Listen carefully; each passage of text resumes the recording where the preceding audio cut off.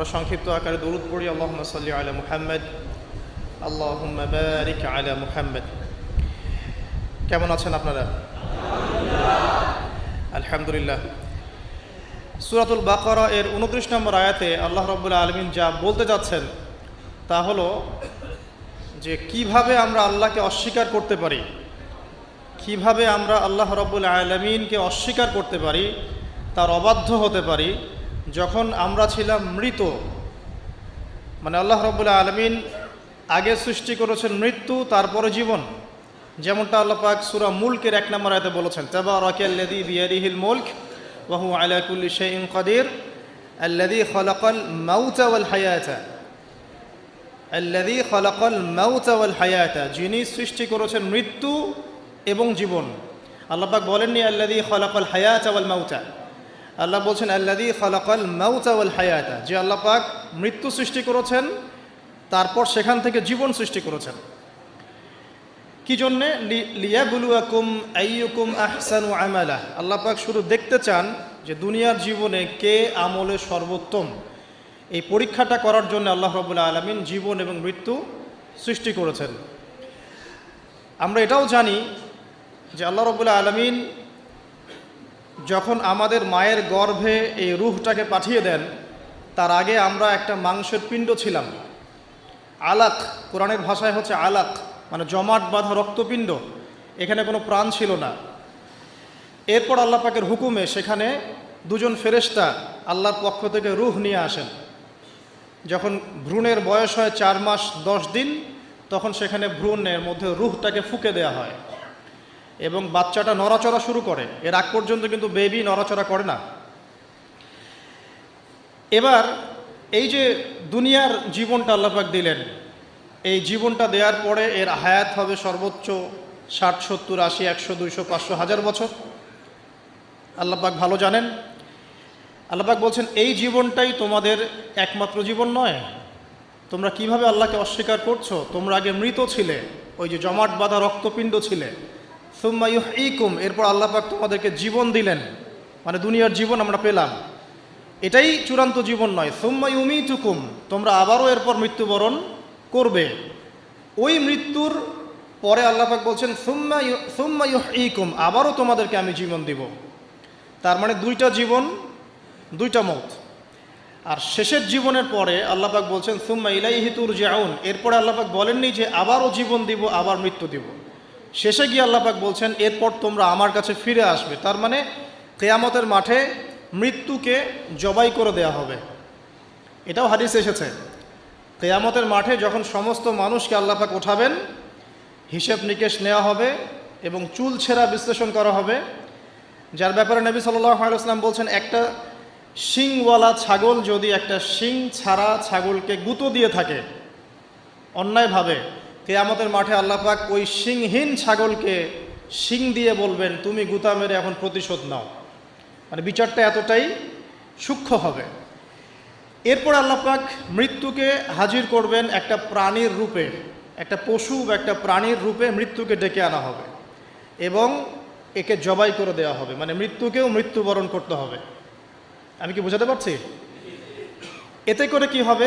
জান্নাতীদের উৎফুল্ল যে মেজাজ, যে খুশি, এটা আরও বেড়ে যাবে। কারণ তারা বুঝতে পারবে যে এরপরে আর কোনো মৃত্যু নাই, আমরা অনন্তকাল জান্নাতে থাকবো ইনশাআল্লাহ।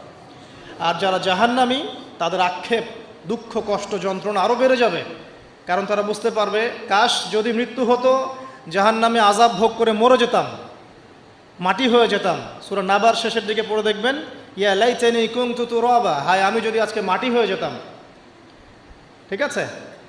সূরা ফুরকানে আল্লাহ পাক বলছেন তোমরা একটা মৃত্যুকে ডেকো না, বহু মৃত্যুকে ডাকতে থাকো।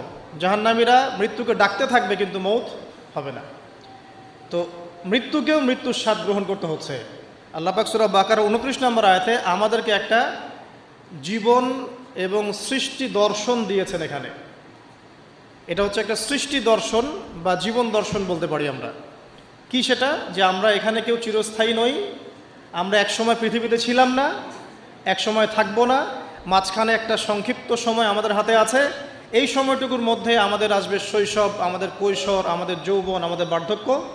এই সময়টুকুর মধ্যেই আমাদের পড়াশোনা, আমাদের রুজি রোজগার, আমাদের পরিবার, আমাদের ব্যবসা বাণিজ্য, আমাদের ইলমি অঙ্গন, আমাদের মুআমালাত, ঠিক আছে, আমাদের আমলের জিন্দেগি, এই সব কিছু এই সময়টুকুর মধ্যেই। লিনাবলুয়াকুম আইয়ুকুম আহসানু আমালা, আল্লাহ পাক এই সময়ের মধ্যে আমাদেরকে একটা পরীক্ষা করছেন যে আমরা আমলের দিক থেকে কে সর্বোত্তম হতে পারে। এই আয়াতটাও খেয়াল করবেন, আল্লাহ পাক বলেননি যে আমলে কে ভালো, আল্লাহ পাক বলছেন লিনাবলুয়াকুম আইয়ুকুম আহসানু আমালা। আল্লাহ পাক বলছেন আমি দেখতে চাই আমলের শ্রেষ্ঠটাকে। যারা আরবি ব্যাকরণ বোঝেন তারা বুঝবেন, হাসান মানে হচ্ছে উত্তম, আহসান মানে সবচেয়ে উত্তম। যেমন কবির মানে বড়, আকবার মানে সবচেয়ে বড়, সগীর মানে ছোট, আসগর মানে সবচেয়ে ছোট। এখানে আল্লাহ পাক বলছেন আহসান, আল্লাহ পাক দেখতে চান যে আমলে আমাদের মধ্যে সর্বোত্তমকে। তো এই আয়াতটা প্রমাণ করে যে এভারেজ মুসলিম হলে চলবে না, মানে এভারেজ মুসলিম কে এটা দেখার জন্য আল্লাহ পাক আমাদেরকে সৃষ্টি করেন নাই। আল্লাহ পাক দেখতে চান আমাদের মধ্যে বেস্টকে, সবচেয়ে ভালোটাকে। তো ওই এভারেজ মুসলিম হওয়ার যে মানসিকতা আমাদের মধ্যে কাজ করে, যে নামাজ পড়বো 5 ওয়াক্ত, রোজা রাখবো রমজান মাসে, ঠিক আছে, যাকাত দিব ইত্যাদি, এতটুকু করব আমি জান্নাতে চলে যাব, আল্লাহ পাক কিন্তু এটা দেখতে চাচ্ছেন না যে কারা এভারেজ মুসলিম। লিনাবলুয়াকুম আইয়ুকুম আহসানু আমালা, আল্লাহ পাক দেখতে চান সবচেয়ে শ্রেষ্ঠকে আমলের দিক থেকে। তো এই আয়াতটা আমাদের মধ্যে একটা জীবন দর্শন ক্রিয়েট করে যে আমরা পৃথিবীতে এসেছি, চিরস্থায়ী নই, আমাদেরকে মৌতের স্বাদ গ্রহণ করতে হবে। অতএব এই সময়টুকুতে আমার কাজ কি? এখন প্রথম কাজ রবকে চেনা। প্রথম কাজ কি? রবকে চেনা। তো রবকে চেনার জন্য আল্লাহ পাক কি দিয়েছেন? কোরআন কথা বলুক, আমরা কথা বলার চাইতে কোরআনই কথা বলুক, কোরআনকে বলতে দেন। কোরআন বলছে বিসমিল্লাহির রহমানির রহিম, তোমার রবকে, মান রব্বুক, কুল হুয়াল্লাহু আহাদ, তোমার রব সেই আল্লাহ যিনি হচ্ছেন কি? এক, যিনি এক, লা শারীকা লাহ, তার কোনো শরীক নাই, ওয়া বিযালিকা উমিরতু, এবং এই আল্লাহ পাকের সাথে শরীক সাব্যস্ত না করে তার ইবাদত করার জন্য আল্লাহ পাক নবী রসুলদেরকে আদেশ করেছেন, ঠিক আছে। আল্লাহুস সামাদ, আল্লাহ পাক অমুখপেক্ষী। অমুখপেক্ষী মানে কি? পুরো মহাবিশ্বের আল্লাহকে প্রয়োজন আছে, মহাবিশ্বের আল্লাহর কোনো প্রয়োজন নাই। আমি বুঝতে পারছি? পুরো মহাবিশ্বের এক আল্লাহকে প্রয়োজন আছে। মহাবিশ্বের প্রতিটা সৃষ্টি আল্লাহর মুখপেক্ষী, কিন্তু আল্লাহ পাক কারো মুখপেক্ষী নন। যদি এই মহাবিশ্বের সমস্ত মাখলুক মিলে সেজদায় পড়ে যায়, আল্লাহ পাকের যে ইজ্জত, যে সম্মান, এটার এক চুল বাড়বেও না কমবেও না। আল্লাহ পাকের ইজ্জত যেমন, সম্মান যেমন, তেমনই থাকবে। একইভাবে পুরো মহাবিশ্বের সমস্ত মানুষ যদি আল্লাহর সাথে কুফরি করে, আল্লাহর বিধানের পরোয়া করে না, আল্লাহ পাকের হুকুম আহকামের পরোয়া করে না, আল্লাহর ইজ্জত, সম্মান, ক্ষমতার জাররা পরিমাণও কমে যাবে না। পুরো মহাবিশ্বের সমস্ত মাখলুক যদি একত্রিত হয়ে আল্লাহর কাছে চায় যে আল্লাহ আমাকে এইটা দাও, আমাকে ওইটা দাও, আমার এটা দরকার, আমার ওইটা দরকার, আল্লাহ পাক সবার চাহিদা যদি পূরণ করে দেন, আল্লাহর খাজানা থেকে জাররা পরিমাণ কমে যাবে না। তো আল্লাহুস সামাদ মানে এটা, আল্লাহ পাক অমুখপেক্ষী। লাম ইয়ালিদ ওয়া লাম ইউলাদ, তিনি কাউকে জন্মও দেননি, কারো কাছ থেকে তিনি জন্মও নেননি। এই যে এখন একটা প্রশ্ন, এখন তো মুক্ত চিন্তার নামে আমরা নাস্তিকতাকে প্রমোট করছি আর কি, হ্যাঁ, বাক স্বাধীনতার নামে, যে কি আল্লাহকে কে সৃষ্টি করলো? আল্লাহ যদি সব সৃষ্টি করে থাকে, নাউজুবিল্লাহ, আল্লাহকে কে সৃষ্টি করলো? আল্লাহকে যদি কেউ সৃষ্টি করে থাকে তাহলে সে তো আল্লাহর স্রষ্টা হয়ে যাবে, তাই নয় কি? নাউজুবিল্লাহ। তাহলে এভাবে পিছনে যেতে যেতে তো একটা জায়গায় শেষ হতে হবে। একটা, আমরা যখন ফিলোসফি পড়েছিলাম, একটা তত্ত্ব ছিল, তার নাম হচ্ছে কার্যকারণ তত্ত্ব। কার্যকারণ তত্ত্ব মানে হচ্ছে প্রত্যেকটা কাজের পিছনে একটা কারণ থাকে, ঠিক আছে। এই যে ব্যথা হচ্ছে কেন? কোন একটা কারণ আছে। জ্বর কেন? একটা ভাইরাস আছে। মানে প্রত্যেকটা বিষয়ের পিছনে একটা কারণ আছে। তো এই কারণ যদি আপনি সার্চ করতে যান, এটা কেন? এই কারণে। ওইটা কেন? এই কারণে। ওইটা কেন? ওই কারণে। এই করতে করতে করতে আপনাকে একটা জায়গায় গিয়ে থামতে হবে। আর সেই মহান সত্তার নাম কি? আল্লাহ। এটা আমরা বিশ্বাস করি। এখন আপনি যতই প্রশ্ন করেন এভাবে, আপনি কোনো কুল কিনারা পাবেন না। এই জন্য নবী সাল্লাল্লাহু আলাইহি ওয়াসাল্লাম বলেছেন, যখনই তোমাদের মধ্যে এই চিন্তা আসবে যে আল্লাহ পাক সব কিছু সৃষ্টি করেছেন, তাকে আবার কে সৃষ্টি করলো, তখন আউযু বিল্লাহি মিনাশ শাইতানির রাজিম পরে বাম দিকে 3 বার থুতু ফেলবে। তাহলে শয়তানের ওয়াসওয়াসা তোমার মধ্য থেকে কেটে যাবে, কারণ শয়তান এই চিন্তাটা তোমার মধ্যে দিয়েছে। যেই শয়তান এই চিন্তা আপনার মধ্যে দিয়েছে, ওই শয়তান কিন্তু নাস্তিক নয়। আমি কোরআন থেকে প্রমাণ করছি, শয়তান কিন্তু আস্তিক। যখন শয়তানকে বের করে দেওয়া হচ্ছে জান্নাত থেকে, ওই যে সেজদা না করার কারণে, শয়তান বলেছে রব্বি আনজিরনি ইলা ইয়াউমি ইউবআসুন। শয়তান আল্লাহকে বলছে রব্বি, হে আমার রব, আনজিরনি, আমাকে অবকাশ দিন, ইলা ইয়াউমি ইউবআসুন, সেই দিন পর্যন্ত যেদিন সবাইকে পুনরুত্থিত করা হবে। মানে এখানে শয়তান আল্লাহকে রব বলে ডাকছে, বুঝতে পারছেন না? শয়তান আল্লাহকে বলছেন রব্বি, হে আমার রব। তাহলে শয়তান কি আস্তিক না নাস্তিক? অথচ শয়তান পৃথিবীতে এসে চ্যালেঞ্জ নিয়েছে যে সে পুরো মানব জাতিকে জাহান্নামে নিয়ে যাবে। আর আল্লাহ পাক বলছেন আমার মুখলেস বান্দাদের তুমি কোনো ক্ষতি করতে পারবে না। আবার শয়তান চ্যালেঞ্জ করছে আমি ডান দিক থেকে আসব, বাম দিক থেকে আসব, সামন থেকে আসব, পিছন থেকে আসব, ওয়ালা তাজিদু আকসারহুম শাকিরিন, আল্লাহ আপনি বেশিরভাগকেই শুকরগুজার পাবেন না। যেটার বাস্তব প্রতিফলন আমরা এখন দেখছি। বেশিরভাগ মানুষ নামাজ পড়ে না, বেশিরভাগ দেখবেন রোজা রাখে না, ম্যাক্সিমাম মেজরিটি সংখ্যক মানুষ কিন্তু আল্লাহর বিধানের পরোয়া করছে না। অল্প কিছু মানুষই আল্লাহর বিধানের পরোয়া করছে। এই কথাও আল্লাহ কোরআনে বলেছেন ওয়া কলিলুম মিন ইবাদিয়াশ শাকুর, আমার শুকরগুজার বান্দার পরিমাণ হবে কি খুব কম। এমনকি নবী সাল্লাল্লাহু আলাইহি ওয়াসাল্লাম হাদিসে বলেছেন যে আমার উম্মতের মধ্যেই ৭৩টা দল হয়ে যাবে। কয়টা? তার মধ্যে ৭২টা দল জাহান্নামে যাবে, নাউযুবিল্লাহ।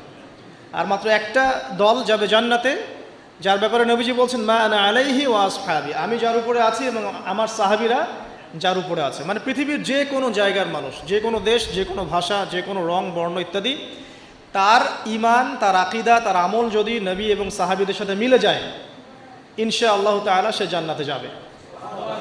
এটার জন্যে একটা দল খুলে সবাইকে ওই দলের ফর্ম পূরণ করতে হবে জরুরি না। এটা ঈমানের ব্যাপার, আকীদা আমলের ব্যাপার। যে কোনো জায়গার মানুষ যদি আল্লাহ এবং তার রাসূল এবং তার সাহাবীদের মানহাজ ফলো করে, ইনশাআল্লাহ তাআলা সে জান্নাতে যাবে। আল্লাহ পাক আমাদেরকে তৌফিক দান করুন, আমিন। তো এখানে বলছিলাম একটা বিষয়, যে জীবন দর্শন পাওয়ার পরে আপনাকে রবকে চিনতে হবে। রবকে চেনার জন্য আমি সূরা ইখলাসটা বলছি, লাম ইয়ালিদ ওয়া লাম ইউলাদ, তাকে কেউ জন্ম দেয়নি, আল্লাহ পাক কারো কাছ থেকে জন্মিতও নন। এখন কিছু মানুষ বলছে, পৃথিবীর কোটি কোটি শত কোটি মানুষ বলছে যে আল্লাহ পাকের সন্তান আছে, নাউযুবিল্লাহ। বলছে না? পৃথিবীর শত কোটি মানুষ বলছে যে আল্লাহর সন্তান আছে, নাউযুবিল্লাহ। আর আল্লাহ পাক সূরা মারিয়ামের মধ্যে বলছেন যে এই যে তারা এই কথাটা বলছে, ইত্তাখাযাল্লাহু ওয়ালাদা, আল্লাহ পাক সন্তান গ্রহণ করেছেন, তার নাম ঈসা আলাইহিস সালাম, নাউযুবিল্লাহ। আল্লাহ বলছেন এই কথাটা যখন আসমানে উঠে, আমরা যখন কথা বলি তখন কথাগুলো বায়ুমণ্ডলে ছড়িয়ে পড়ে না? এই কথা যখন বায়ুমণ্ডলে ছড়িয়ে পড়ে, আসমানের দিকে ওঠে, তখন আসমান এবং জমিন লজ্জায়, অপমানে, কষ্টে ফেটে পড়তে চায় যখন এই কথাটা মানুষ বলে, ইত্তাখাযাল্লাহু ওয়ালাদা, নাউযুবিল্লাহ। তো দেখুন, বেশিরভাগ মানুষ কিন্তু বলছে যে আল্লাহর সন্তান আছে, নাউযুবিল্লাহ। আবার ইহুদি যারা, তারা বলছে ওজায়ের আলাইহিস সালাম আল্লাহর পুত্র, নাউযুবিল্লাহ। খ্রিস্টানরা বলছে ঈসা ইবনে মারিয়াম আল্লাহর পুত্র, নাউযুবিল্লাহ। এখন আমরা যেটা কথা বলি না, যে বেশিরভাগ মানুষ যা বলবে সেটাই সঠিক, তাহলে কি এই বেশিরভাগ মানুষ যে বলছে আল্লাহর সন্তান আছে এটা সঠিক? তাহলে এখানে কিন্তু এই কনসেপ্টটা টিকছে না। বেশিরভাগ মানুষ যা বলবে তা সঠিক হবে তখনই যখন তাদের কথা কুরআন সুন্নাহর মানদণ্ডে হবে। যদি বেশিরভাগ মানুষ বলে হ্যাঁ সুদ হারাম, অবশ্যই হারাম, বিকজ কুরআন সুন্নাহ এটা হারাম করেছে। যদি বেশিরভাগ মানুষ বলে সুদ হালাল, আপনি কি করবেন? মানবেন? যদি বেশিরভাগ মানুষ বলে মদ হালাল, জিনা হালাল, হ্যাঁ, তাহলে এই যে একটা কনসেপ্ট চালু হয়ে গেছে আমাদের মধ্যে, এটা কিন্তু ডেমোক্রেসি না, এটা ডেমোক্রেসির ভুল ব্যাখ্যা।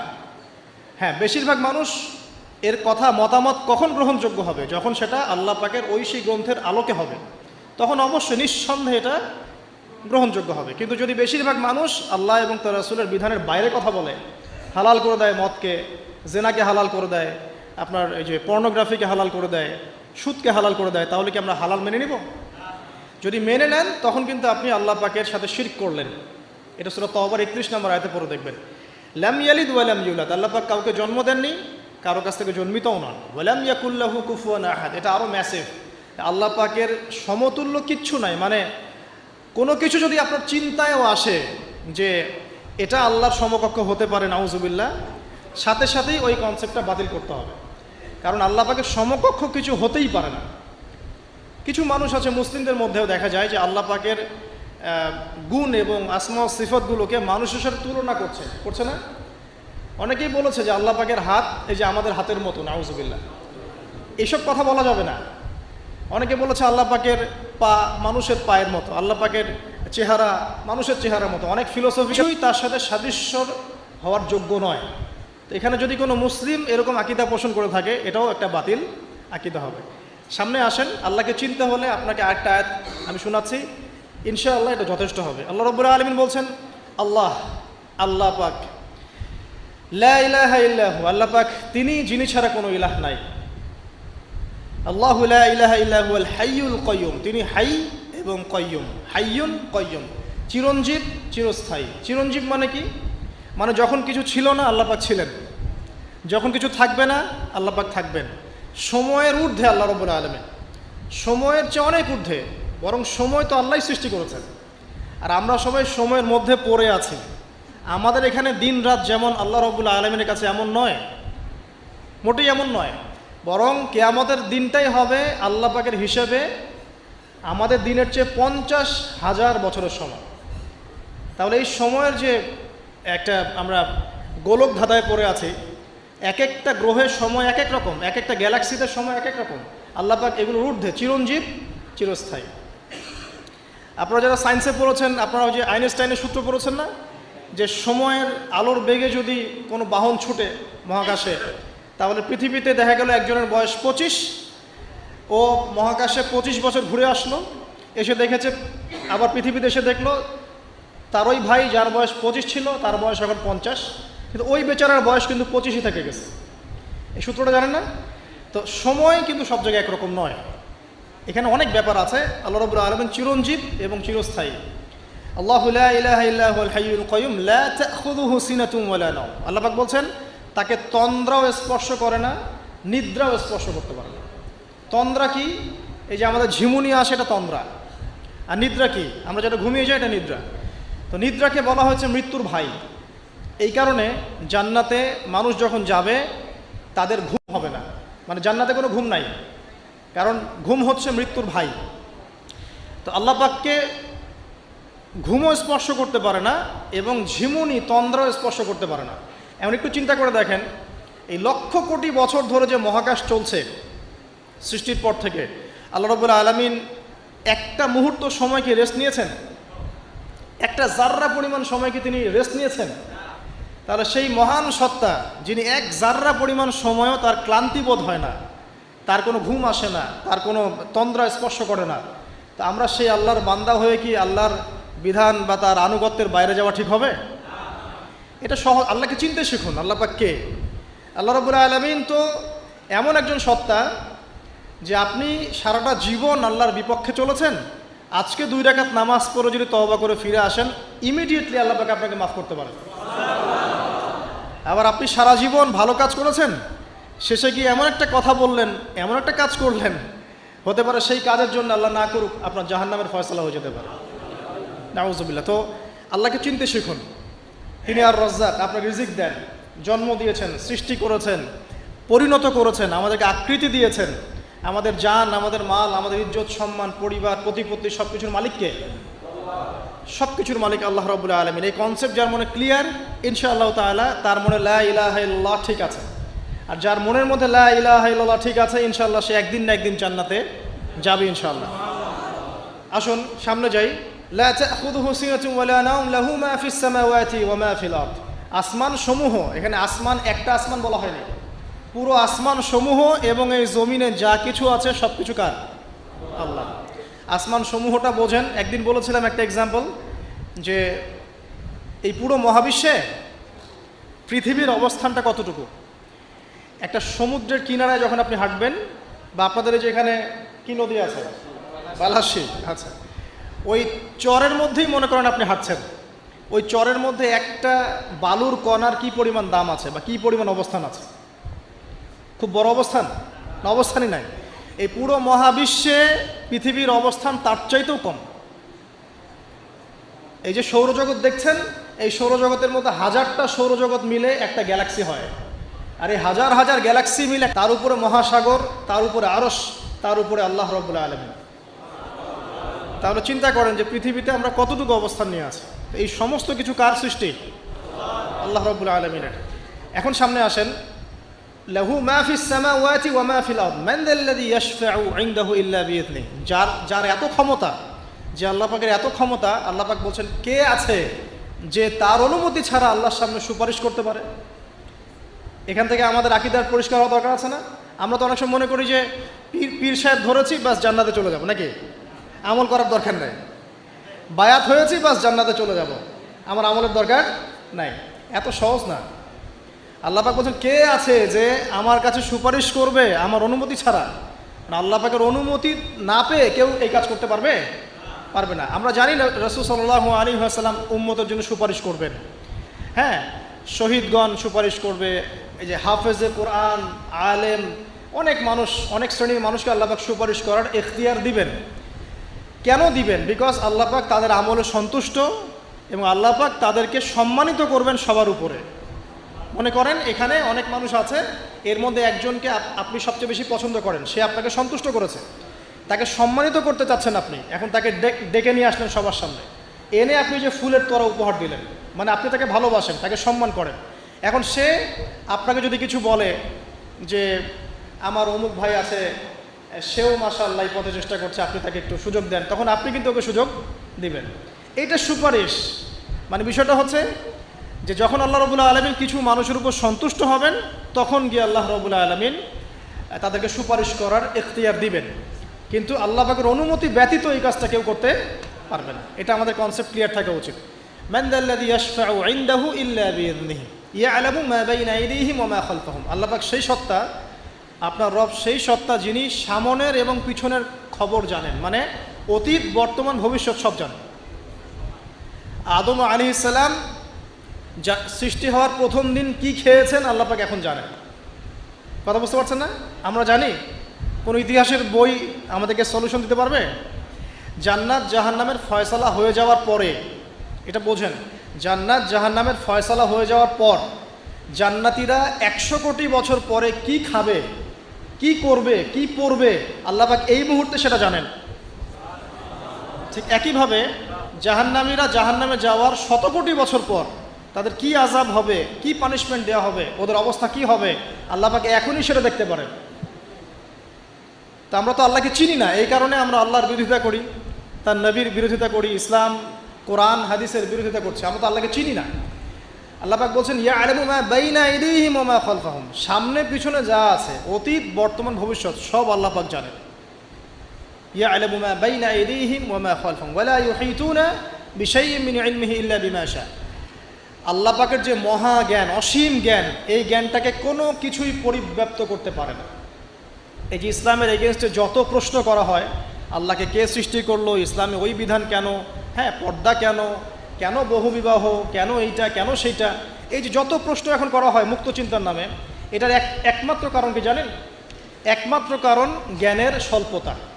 কারণ তাদের ক্ষুদ্র জ্ঞান আল্লাহ পাকের বিশাল জ্ঞানকে পেনিট্রেট করতে পারে না। এই কারণে ওদের কাছে মনে হয় এইটা কেন, ওইটা কেন, এইটা কেন। এখানে বিষয়টা হচ্ছে যে মহান সত্তা পুরো মহাবিশ্ব সৃষ্টি করেছেন, নিঃসন্দেহে তার জ্ঞান আমার জ্ঞানের চেয়ে অনেক বেশি। এবং তিনি যে বিধানটা নাজিল করবেন, যা বলবেন, তার প্রতিটা অক্ষর নিঃসন্দেহে সত্য। এটা আমার বুঝে আসুক বা না আসুক, আমাকে আত্মসমর্পণ করতে হবে, এটা বুদ্ধিমানের কাজ। এর মধ্যে অনেক কিছুর ব্যাখ্যা আমি বের করতে পারবো, অনেক কিছু হয়তো পারবো না। যেটা পারবো সেটা আলহামদুলিল্লাহ, যেটা পারবো না ইনশাল্লাহ আগামীতে হয়তো সেটা বের হবে, হবে না? কোরআন দিয়ে প্রত্যেকটা যুগ এবং জিজ্ঞাসার জবাব দেওয়া হয়েছে না? এখন হয়তো ওয়ার্ল্ডে এমন নতুন নতুন কিছু মাসআলা এসেছে যেগুলো এখন পর্যন্ত আবিষ্কৃত হচ্ছে না, হয়তো সামনের দিনগুলোতে দেখবেন ঠিকই এগুলো আবিষ্কার হয়েছে। দেখবেন হয়তো কয়দিন পর যদি নাসা বলে যে হ্যাঁ জান্নাত জাহান্নাম বলে কিছু আছে, আমরা দেখেছি, ওরা এখন বলছে না মহাবিশ্বে ওইখানে প্রাণ আছে, এই আছে, সেই আছে, মানুষ বিশ্বাস করছে। কয়দিন পর যদি তারা এই কথাটা বলে, তখন দেখবেন সারা বিশ্বের মানুষ বিনা বাক্যে বিশ্বাস করবে। তো যেটা আগামীতে হবে সেটা আল্লাহ পাক আগেই জানিয়ে দিয়েছেন। তো প্রকৃত মুসলিম এবং বুদ্ধিমান মুসলিম সে যে নিঃশর্তভাবে আল্লাহ পাকের এই বিধানগুলোকে মেনে চলে, এখানে কোনো প্রশ্ন করতে যায় না। কারণ সে জানে আমার জ্ঞানটা সসীম, আল্লাহ পাকের জ্ঞান অসীম। ক্ষুদ্র জ্ঞান কখনো আল্লাহর মহাজ্ঞানকে পেনিট্রেট করতে পারে না। এটা আল্লাহ পাক বলছেন যে আল্লাহর মহাজ্ঞানকে কোনো সত্তাই পরিবেষ্টন করতে পারবে না, ইল্লা বিমা শা, যতটুকু জ্ঞান তিনি দিতে চান এতটুকু বাদ দিয়ে, যতটুকু জানিয়েছেন এতটুকু বাদ দিয়ে আমরা জানি না। যেমন কিয়ামতের অনেক সাইনের কথা বলা আছে না, এক্স্যাক্টলি কোন দিনে কিয়ামত হবে কেউ বলতে পারবে না। আল্লাহ পাক যতটুকু চান এতটুকু আমরা জানি। ইয়ালামু মা বাইনা আইদিহিম ওয়া মা খালফাহুম ওয়া লা ইউহিতুনা বিশাইইন মিন ইলমিহি ইল্লা বিমা শা এই যে ওয়াসিআ কুরসিয়ুহুস সামাওয়াতি ওয়াল আরদ। আল্লাহ পাক বলছেন এই মহাবিশ্বকে আল্লাহ পাকের কুরসিটা ঘিরে রেখেছে। এই কুরসি কিন্তু আরশ নয়, এই কুরসি পুরো মহাবিশ্বকে ঘিরে রেখেছে।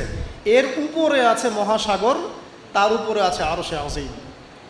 ঠিক আছে, ওয়াসিআ কুরসিয়ুহুস সামাওয়াতি ওয়াল আরদ ওয়া লা ইয়াউদুহু হিফযুহুমা ওয়া হুয়াল আলিয়্যুল আযীম। এবং এই পুরো মহাবিশ্বকে পরিচালনা করতে বা নিয়ন্ত্রণ করতে আল্লাহ পাকের যাররা পরিমাণও কোনো কষ্ট হয় না। তো এই হচ্ছে আপনার রব, যে রব আপনাকে সৃষ্টি করেছেন এবং দুনিয়াতে একটা হায়াত দিয়েছেন এবং আপনাকে তিনি মৃত্যু দিবেন, এরপর আবার পুনরুজ্জীবিত করবেন, তারপর বিচার ফয়সালা হবে, এরপর হয় জান্নাত না হলে জাহান্নাম। না, আপনি আপনার রবকে চিনতে শিখুন, তাহলে ইনশাআল্লাহ তাআলা এটা আপনার জন্য সহজ হবে আল্লাহর আনুগত্য করা, তার দাসত্ব করা। এরপর কি আল্লাহ পাক কি করলেন? আল্লাহ রাব্বুল আলামিন রবকে চিনতে শেখানোর পরে আমাদেরকে পৃথিবীতে পাঠিয়েছেন। পৃথিবীতে পাঠিয়েই কি আল্লাহ পাক আমাদেরকে ছেড়ে দিয়েছেন? না, আল্লাহ রাব্বুল আলামিন ঐশী গ্রন্থ নাজিল করেছেন এবং এই ঐশী গ্রন্থটাই হচ্ছে সত্য মিথ্যার চূড়ান্ত মানদণ্ড। এখন রবকে চেনার পরে আপনাকে চিনতে হবে সত্য কোনটা, মিথ্যা কোনটা। কারণ আপনাকে জীবনে এখন চলার পথে অনেক কিছু ফেস করতে হবে। ফেস করতে গিয়ে হয় সত্যের পথে যাবেন, না হলে মিথ্যার পথে যাবেন। তাহলে আপনার আগে চেনার দরকার আছে কোনটা সত্য কোনটা মিথ্যা। এটার অ্যান্সারও কে দিবে? কোরআন দিবে। কোরআন বলছে সূরা কাহফের 29 নম্বর আয়াতে যে ওয়াকুলিল হাক্কু মির রাব্বিকুম, হে নবী মুহাম্মদ সাল্লাল্লাহু আলাইহি ওয়াসাল্লাম আপনি বলে দিন যে সত্য সেটাই, হক সেটাই যা আপনার রবের পক্ষ থেকে নাজিল হয়। সুবহানাল্লাহ। তার মানে যখন তাওরাত নাজিল হয়েছিল সেটাই হক ছিল, যখন জাবুর নাজিল হয়েছে ওটাই কিন্তু হক ছিল, ইনজিল নাজিলের সময় ইনজিল হক ছিল। এখন কোরআন নাজিল হয়েছে, কিয়ামত পর্যন্ত কোনো নবীও আসবেন না আর কোনো কিতাবও আসবে না। তাহলে কোরআন এবং এর ব্যাখ্যা সুন্নাহই হচ্ছে সত্য মিথ্যার চূড়ান্ত মানদণ্ড। এখন দুনিয়াতে চলার পথে আপনি এখন একটা গাইডেন্স পেলেন। আমি যে এখন রবের কাছে ফিরতে হবে, জান্নাতে যেতে হবে, আমার গাইডেন্স লাগবে। অ্যান্ড গাইডেন্স কি পেলেন? কোরআন এবং হাদিস। এটাই হচ্ছে সত্যের চূড়ান্ত মানদণ্ড। আল্লাহ পাক অন্য আয়াতে বলেছেন ওয়াকুলিল হাক্কু মির রাব্বিকুম ফালা তাকুনান্না মিনাল মুমতারিন, জেনে রাখো যে সত্য আল্লাহর পক্ষ থেকে আসে এবং তোমরা সন্দেহবাদীদের অন্তর্ভুক্ত হয়েও না। কোরআন সম্পর্কে আল্লাহ পাক এমন কথাও বলেছেন সূরা হামিম সিজদার মধ্যে, তানজিলুম মিন হাকিমিন হামিদ। এই কোরআন হচ্ছে এমন একটা সত্তার পক্ষ থেকে এসেছে যে সত্তা হচ্ছে প্রশংসিত এবং মহিমান্বিত। লা ইয়াতিহিল বাতিলু মিন বাইনি ইয়াদাইহি ওয়ালা মিন খালফি। কোরআন এমন একটা কিতাব যার ডান বাম সামন পিছন কোনো দিক থেকেই বাতিল তাকে স্পর্শ করতে পারে না। সুবহানাল্লাহ। তো আপনি একটা গাইডেন্স পেলেন যে কী ফলো করবেন আপনি। ঠিক আছে, আল্লাহ পাক এটা কিন্তু সূরা বাকারাতেও বলেছেন কুল নাহবিতু মিনহা জামিআ, তোমরা পৃথিবীতে নেমে যাও। ফাইম্মা ইয়াতিয়ান্নাকুম মিন্নি হুদান, তোমাদের কাছে আমার পক্ষ থেকে হেদায়েত আসবে। ফামান তাবিআ হুদায়া, যারা আমার হেদায়েত মেনে চলবে, ফালা খাউফুন আলাইহিম ওয়ালা হুম ইয়াহজানুন, তাদের কোনো ভয় নাই, কোনো দুশ্চিন্তাও নাই। ওয়াল্লাযীনা কাফারু ওয়া কাযযাবু বিআয়াতিনা, যারা কুফরি করবে এবং আমার আয়াতকে মিথ্যা প্রতিপন্ন করবে, উলাইকা আসহাবুন নার, এরা হবে জাহান্নামের অধিবাসী, হুম ফিহা খালিদুন। তাহলে আপনি গাইডেন্স কিন্তু পেয়ে গেলেন। কোত্থেকে আসবে গাইডেন্স? আল্লাহর পক্ষ থেকে। সর্বশেষ নবীকে মুহাম্মদ সাল্লাল্লাহু আলাইহি ওয়াসাল্লাম, সর্বশেষ গাইডেন্সটা কি তাহলে? কোরআন এবং এর ব্যাখ্যা কি হাদিস আছে না নাই? অনেকেই বলে কোরআনই যথেষ্ট, হাদিসের প্রয়োজন নাই। মূল কথা হচ্ছে এই যে এই কথার মধ্য দিয়ে আপনি কোরআনকে অস্বীকার করেছেন। আমি আপনাকে দেখাচ্ছি সূরা হাশরের 7 নম্বর আয়াতে আল্লাহ পাক বলছেন যে রাসূল যা দেন ওয়া মা আতাকুমুর রাসূলু ফাখুযু, রাসূলুল্লাহ সাল্লাল্লাহু আলাইহি ওয়াসাল্লাম তোমাদেরকে যা দেন তোমরা সেটা গ্রহণ করো। ওয়া মা নাহাকুম আনহু ফান্তাহু, এবং রাসূল সাল্লাল্লাহু আলাইহি ওয়াসাল্লাম যা থেকে বিরত থাকতে বলেছেন বিরত থাকো। এই যে রাসূল যা দেন, রাসূল যা বিরত থাকতে বলেন, এটা কোথায় আছে? হাদিসে। তাহলে আপনি যদি হাদিস না মানেন তাহলে কোরআনের এই আয়াতটি ফলো করতে পারছেন না। এমন অনেক বিধান আপনি পাবেন যেগুলোর মূলনীতি কোরআনে দেয়া আছে, ব্যাখ্যা হাদিসে দেয়া আছে। আমাদের অনেকের একটা ধারণা যে কোরআন এবং হাদিস আলাদা আলাদা উৎস, আসলে এমনটা বিষয়টা নয়। কোরআন এবং হাদিস একই উৎস থেকে এসেছে, একই সত্তার পক্ষ থেকে আসা অভ্রান্ত সত্যের উৎস। ওয়ামা ইয়ানতিকু আনিল হাওয়া ইন হুয়া ইল্লা ওয়াহয়ুন ইউহা। আল্লাহ পাক বলছেন রাসূল সাল্লাল্লাহু আলাইহি ওয়াসাল্লাম নিজের মন গড়া কোনো কথাই বলেন না, তিনি সে কথাটাই বলেন যা আল্লাহ তাকে ওহী করেন। রাসূল যে বলেছেন এই যে দাড়ির কথা, টুপির কথা, এই যে আপনার পাগড়ির কথা, টাকনুর উপরে কাপড়ের কথা, এগুলোর মন থেকে বলেন নাই, নিজের ইচ্ছা থেকে বলেন নাই, আল্লাহ পাকের আদেশ এসেছে বলেই বলেছে। প্রতিটা কথাই আল্লাহর ওয়াহি। এই কারণে এখানে কোরআন এবং হাদিস দুটো শাস্ত্র হয়েছে, আলটিমেটলি দুটোই কিন্তু একই উৎস থেকে আসা। এখন আপনি গাইডেন্স পেলেন দুনিয়াতে কি কি ফলো করে চলবেন। এখন এই কোরআন এবং হাদিস কি হাতে ধরিয়ে দেওয়া যথেষ্ট? মানে কোরআনের একটা বই দিয়ে দিলাম, একটা হাদিসের বই দিয়ে দিলাম, ব্যাস এখন জীবন চলেন, পারবেন? পারা যায় না। এটাকে এত সহজ? কোরআন ধরিয়ে দেওয়া হলো, হাদিস ধরিয়ে দেওয়া হলো, এখন আপনাকে বলা হলো আপনি চলেন, তাই কি হবে? হবে না। এই কারণে আল্লাহ রাব্বুল আলামিন শুধু হেদায়েত পাঠিয়েই ক্ষান্ত হন নাই, নবী রসুলও পাঠিয়েছে। আমি কি বুঝতে পারছি? আল্লাহ পাকের দয়া দেখেন। এবং নবী রসুল পাঠাতে পাঠাতে কেউ বলে 1,24,000, কেউ বলে 2,24,000, তাই না? সংখ্যাটা যাই হোক না কেন, সর্বশেষ নবী হিসাবে আপনি পাচ্ছেন নবী মুহাম্মদ সাল্লাল্লাহু আলাইহি ওয়াসাল্লামকে। এবং এই নবী মুহাম্মদ সাল্লাল্লাহু আলাইহি ওয়াসাল্লামের মধ্য দিয়ে আল্লাহ পাক কোরআন সুন্নাহ আমল করিয়ে দেখিয়েছেন যে কীভাবে আমল করে জান্নাতে যেতে হবে। তাহলে আপনি রবকে চিনলেন, গাইডেন্স পেলেন, এবার রাসূলও পাচ্ছেন, একজন মুর্শিদ পাচ্ছেন, আপনি একজন পথ প্রদর্শক পাচ্ছেন। কাকে ফলো করবেন, কিভাবে ফলো করবেন? আল্লাহ পাক নামাজ পড়তে বলেছেন, যেভাবে ইচ্ছা সেভাবে নামাজ পড়তে পারবো না। রাসূল যেভাবে নামাজ পড়েছেন ওইভাবে পড়তে হবে। রোজা রাখতে বলেছেন, আমি কি ইচ্ছা মতো রোজা রাখতে পারবো? পারবো না। রাসূল যেভাবে রেখেছেন ওইভাবে রাখতে হবে। জাকাত দিতে বলেছেন, আপনি কি যা ইচ্ছা তাই জাকাত দিবেন? রাসূল যেভাবে দিয়েছেন সেইভাবে দিবেন। ঠিক এভাবেই আপনার জীবনের প্রতিটা কাজ, একদম ঘুমানো থেকে শুরু করে ঘুম থেকে ওঠা, ইস্তেঞ্জা করা, খাওয়া দাওয়া করা, কাপড় পরা, নামাজ পড়া, জিকির করা, আপনার তাসবিহ তাহলিল তিলাওয়াত, ইলম অর্জন করা, আমল করা, আর কি বলবো, এই যে আপনার ব্যবসা, আপনার চাকরি, সমাজ পরিচালনা, রাষ্ট্র পরিচালনা, সব কিছুর একটা গাইডেন্স দেয়া আছে। কোরআন সুন্নাহয় গাইডেন্স আছে এবং সেটাকে প্র্যাকটিক্যালি আমল করে কে দেখিয়েছেন? রাসূলুল্লাহ সাল্লাল্লাহু আলাইহি ওয়াসাল্লাম এবং তার সাহাবীগণও তাকে ফলো করেছেন। এই যে আপনি এখন গাইডেন্স পেয়ে গেলেন, ব্যাস আপনার দুনিয়ার জীবনটা চলাটা কি হলো? সহজ হলো। এখন যদি কোনো ব্যক্তি তার জীবনের 24টা ঘন্টাকে রাসূলুল্লাহ সাল্লাল্লাহু আলাইহি ওয়াসাল্লামের সুন্নাহ মতো ঢেলে সাজায়, ইনশাআল্লাহ তাআলা সে অবশ্যই জান্নাতে যাবে ইনশাআল্লাহ। এবং সে ইনশাআল্লাহ হাউজে কাউসারের পানিও পাবে, রাসূলের সুপারিশও পাবে, অনন্তকাল সে জান্নাতে চিরস্থায়ী হবে ইনশাআল্লাহ। এখন আপনি পাচ্ছেন এখানে রবকে চেনার দর্শন, আপনি কোরআনে পাচ্ছেন এই যে গাইডেন্সের দর্শন, আপনি পাচ্ছেন একজন পথ প্রদর্শকের দর্শন, আরও পাবেন আপনি এখানে কি পাচ্ছেন? ব্যক্তি দর্শনও পাবেন। গাইডেন্স দেওয়া আছে, রাসূলকে পাঠানো হয়েছে, এখন আপনার আমার দায়িত্ব কি? একটা আয়াত আপনাকে জবাব দিবে, মাত্র একটা আয়াত বলছে। সূরাতুল আল ইমরানের 102-3 নম্বর আয়াত পড়ে দেখেন। 102 নম্বর একটা পড়েন, আল্লাহ পাক বলছেন, ইয়া আইয়ুহাল্লাযীনা আমানু, হে মুমিনগণ, ইত্তাকুল্লাহ। এখন আপনাকে আমাকে ইন্ডিভিজুয়ালি বোঝানো হচ্ছে, সব বাদ দাও, এখন আপনি আমি চিন্তা করব। ইত্তাকুল্লাহ, তুমি আল্লাহকে ভয় করো। হে মুমিনগণ, তোমরা আল্লাহকে ভয় করো, ব্যক্তিকেন্দ্রিক। ইত্তাকুল্লাহ হাক্কা তুকাতিহি, এমনভাবে ভয় করো যেভাবে ভয় করা দরকার, মানে পরিপূর্ণ তাকওয়া অবলম্বন করো। ওয়ালা তামুতুন্না ইল্লা ওয়া আনতুম মুসলিমুন, পরিপূর্ণ মুসলিম বা মুসলমান না হয়ে তোমরা মৃত্যুবরণ করো না। এই যে ব্যক্তি দর্শন পাচ্ছেন আপনি এখন। না, আমাকে কি করতে হবে? আমাকে এখন পরিপূর্ণ মুসলিম হতে হবে। হতে হলে কি করতে হবে? রবকে চিনতে হবে, চিনলাম। গাইডেন্স, পথ প্রদর্শক লাগবে, পেলাম। আমার কিতাব লাগবে, পেলাম। ওর ব্যাখ্যা লাগবে, পেলাম। এবার আমি ব্যক্তি দর্শনও পেলাম যে আমাকে এখন নিজেকে মুসলিম হতে হবে। মানুষের কথা পরে, আমার পরিবার পরে, আমার রাষ্ট্র পরে, আমার সমাজ পরে, আগে আমি, সবার আগে আমি নিজে, কারণ আমাকে আমার রবকে ফেস করতে হবে একা একা। আল্লাহ পাক সূরা মারিয়ামে বলেছেন, এই পৃথিবীতে যত মানুষ আছে এরা সবাই একা একা একজন একজন করে আল্লাহর কাছে হিসাব দিবে। একসাথে 10 জনের হিসাব দিবে না। চিন্তা করতে পারেন পৃথিবীতে কত কোটি মানুষ চলে গেছে, আর কত কোটি মানুষ আছে, আর কত কোটি মানুষ আসবে। সবার হিসেব হবে একা একা, একজন একজন করে। এবং তাদের মাঝখানে কোনো দোভাষীও থাকবে না, ভাষা বুঝি না এমনও না, তারা ভাষা বুঝবে। এই জন্য আমরা বলি যে মানুষের মৌতের সাথে সাথেই ভাষা কি হয়ে যাবে? আরবি। জি, এই জন্যে জীবন থাকতে আরবিটা শেখেন। আরবিটা শিখলে কোরআন জানতে পারবেন, বুঝতে পারবেন। আল্লাহ পাক তৌফিক দান করুন, আমিন। তো দেখুন, প্রথমে ব্যক্তির কথা বলা হচ্ছে, সব কিছু বাদ দেন। ইয়া আইয়ুহাল্লাযীনা আমানু, হে মুমিনগণ, তোমরা আগে নিজেদের নফসের খবর নাও, ঠিক আছে? ইত্তাকুল্লাহ, আল্লাহকে ভয় করো, হাক্কা তুকাতিহি, ভয় করার মতো ভয় করো। ওয়ালা তামুতুন্না ইল্লা ওয়া আনতুম মুসলিমুন, পরিপূর্ণ মুসলিম না হয়ে মৃত্যুবরণ করো না। এখন পরিপূর্ণ মুসলিম হতে হলে আমার কি করতে হবে?